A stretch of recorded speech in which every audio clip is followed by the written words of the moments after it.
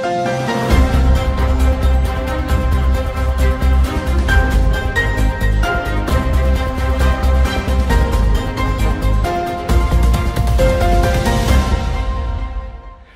वालेकुम। अबरार रशीद आपकी खिदमत में एक मरतबा फिर हाजिर है और आपसे वही रिक्वेस्ट कि अगर अभी तक आपने इस चैनल को सब्सक्राइब नहीं किया तो इससे सब्सक्राइब कर लें। जो बेल आइकन है उसे ज़रूर प्रेस कीजिएगा ताकि वीडियो का नोटिफिकेशन आप तक बर वक्त पहुँच सके। आपका बहुत बहुत शुक्रिया।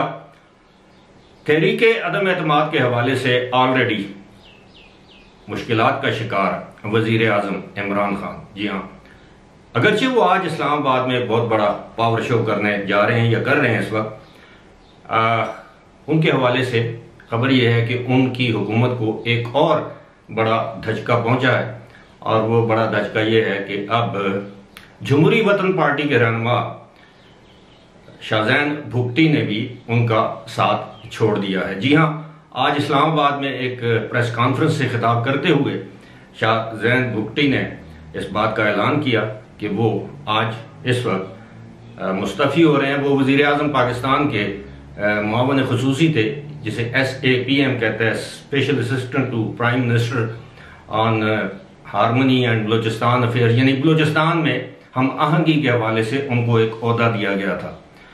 शाहजैन भुगटी से इससे पहले पीपल्स पार्टी के चेयरमैन बिलावल भुट्टो जरदारी ने उनकी रिहाइशगाह पर मुलाकात की और उनसे दरख्वास्त की कि वो अदम एतमाद की तहरीक में अपोजिशन का साथ दें।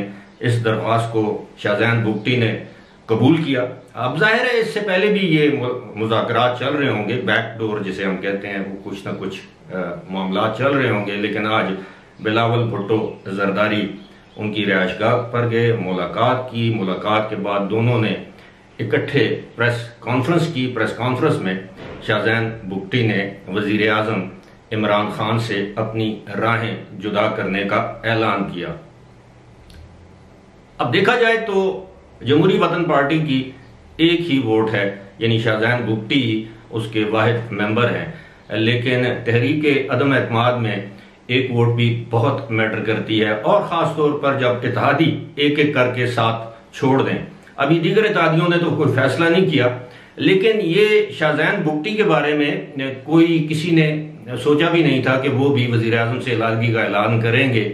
और इस तरह कहते हैं कि जी फेंस सिटर्स जिन्हें कहते हैं ना, वो बिल्कुल फेंस के ऊपर खड़े होते हैं या बैठे होते हैं, देख रहे होते हैं तेल किधर जा रहा है, तेल की धार किधर जा रही है, किस तरफ की हवा है, शुमाल से जनूब चल रही है, मशरक से मगरब चल रही है। तो वो हवाओं का रुख देखकर अपने फैसले करते हैं, और हवाओं का रुख आजकल जाहिर है वज़ीर आज़म के मुखालिफ है, खिलाफ है।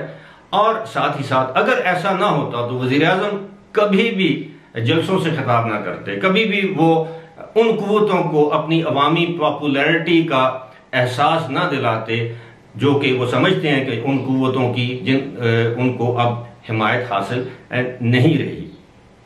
अब बिलावल भुट्टो जरदारी चंद दिनों से बहुत एग्रेसिव है, और मैं ये भी बताऊंगा कि शाहजैन भुगटी ने इस मामले में इल्ज़ामात क्या लगाए, यानी हुकूमत से जुदाई के मौके पर या अलहदगी के मौके पर उन्होंने इल्ज़ामात क्या लगाए। लेकिन आपने महसूस किया होगा कि चंद दिनों से बिलावल भुट्टो जरदारी अटैक पे अटैक कर रहे हैं और बहुत ज़्यादा एग्रेशन दिखा रहे हैं, जो कि माजी में हमने देखा है कि बिलावल इस तरह की बातें नहीं करते थे, यानी ज़ातियात पर बातें नहीं करते थे। लेकिन वज़ीर आज़म पाकिस्तान ने उनको मजबूर किया। जब जाहिर है कोई मेरे बाप के बारे में गलत या बेहुदा ज़बान इस्तेमाल करेगा तो जाहिर है मैं बतौर बेटा आम, अगर मैं सियासतदान नहीं हूँ तो जाहिर है मैं तो उस ज़बान को काटने के दर पे आऊँगा।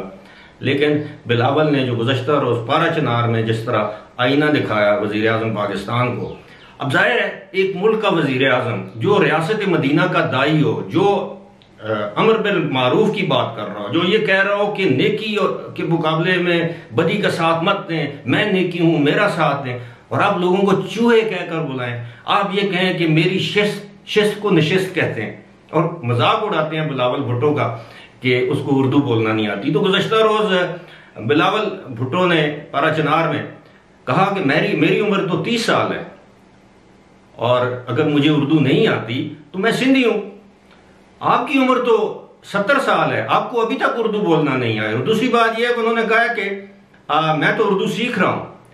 आपके 3 बच्चे, अब जरा देखिए, 3 बच्चे बैरून ममालिक मुकीम हैं, आप उन्हें उर्दू सिखाने का बंदोबस्त कीजिए।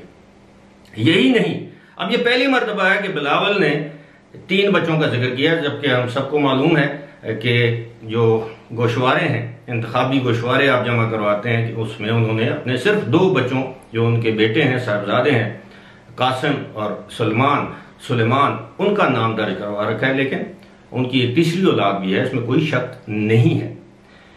अब उसके बाद यहीं पर नहीं रुके बिलावल ने कहा है कि तुम ये कहते हो कि बूट, दूसरों को कहते हो कि बूट पॉलिशी है, ये बूट पॉलिश करता है, तुम्हारी पॉलिश खत्म हो गई है, तुम तो आप बूट चाट रहे हो।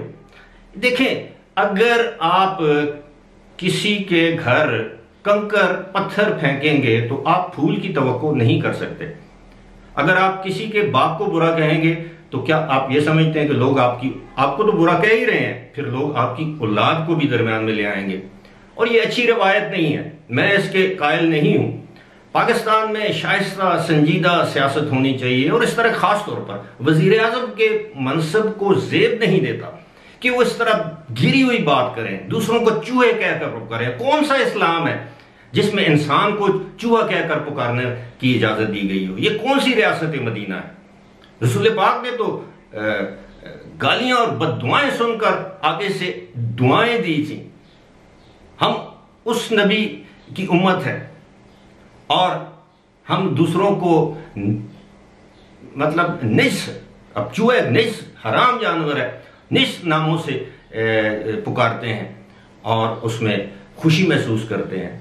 अगर आप जैसा बोएंगे वैसा ही काटेंगे। लेकिन शाहजहान बुगटी ने यह कहा अपनी प्रेस कॉन्फ्रेंस में कि जनाब 3.5 साल तक हम इनके इत्तेहादी रहे, लेकिन इन्होंने हमसे किया गया एक वादा भी पूरा नहीं किया। और बलूचिस्तान की सूरत हाल आपके सामने है। अब आप देखिएगा कि ये वो हाउस ऑफ कार्ड्स जिसे हम कहते हैं, एक एक करके जो है वो ये पत्ते अब गिर रहे हैं। ये हाउस ऑफ कार्ड्स अब किसी के कंट्रोल में नहीं है, खासतौर पर हुकूमती। कल आपने देखा है कि जिस वक्त शाह महमूद कुरैशी लाहौर में परवेज इलाही से मुलाकात करके बाहर निकले थे तो उनका चेहरा किस तरह उतरा हुआ। तो एक सहाफी को मेरी तरह था, उसने उनसे पूछ लिया कि मुलाकात कैसी रही? उन्होंने कहा बड़ी जबरदस्त रही। उन्होंने कहा जी आपका चेहरा क्यों उतरा हुआ है? उन्होंने कहा नहीं मैं तो मुस्कुरा रहा हूँ। जो मुस्कुराहट थी वो सबको मालूम है। और उसके बाद जिस तरह परवेज इलाही ने उनसे कहा कि जनाब आपको अब याद आया है कि वजीर आजम हमसे मिलना चाहते हैं इतने अरसे के बाद।